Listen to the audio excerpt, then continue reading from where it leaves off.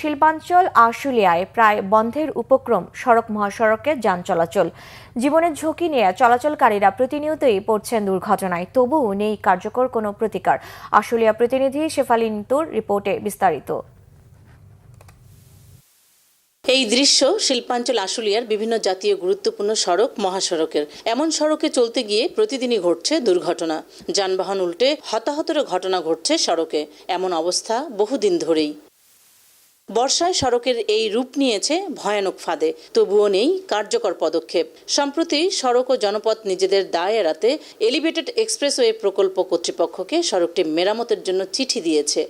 কারণ মিনিমাম একটা রাস্তা করতে গেলে সেখানে মেয়াদ থাকে 20 বছর 30 বছর এরকম মেয়াদই থাকে, কিন্তু দেখা যায় যে আমরা 1 বছর 2 বছর পরেই এই রাস্তাটা নাজুক হয়ে যায়, ভেঙে যায়। রাস্তার যে পরিস্থিতি, আসলে এটা দুর্ঘটনা যে কোনো মুহূর্তে হতে পারে বা হচ্ছে। কিভাবে যাব?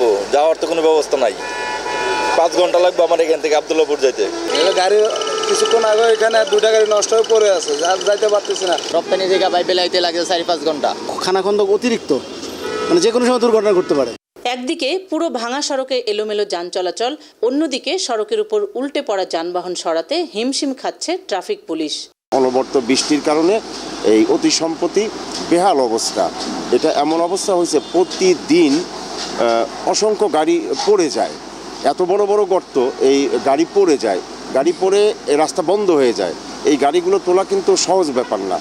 অন্যদিকে এলিভেটেড এক্সপ্রেসওয়ের নির্মাণ কাজ চলমান থাকায় সম্ভাব্য দুর্ভোগ এড়াতে সড়ক ব্যবহারকারীরা ঢুকে পড়ছে নানা বিকল্প সড়কে, ফলে অভ্যন্তরীণ সড়কগুলোরও বেহাল দশা।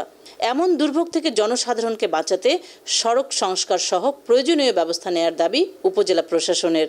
ছোট ছোট যে রাস্তাগুলো ভেঙে গেছে, এটা আমরা পরিষদের পক্ষ থেকে এবং উপজেলা পরিষদের পক্ষ থেকে আমরা করার চেষ্টা করছি। আশা করছি খুব দ্রুততম সময়ের মধ্যে আমাদের এই জনভোগান্তির থেকে আমরা বের হয়ে আসতে পারব। দেশের অর্থনীতির চাকা সচল রাখায় যুক্তদের এমন দুর্দশা লাঘবে দ্রুত কার্যকর ব্যবস্থা নেওয়ার দাবি স্থানীয়দের।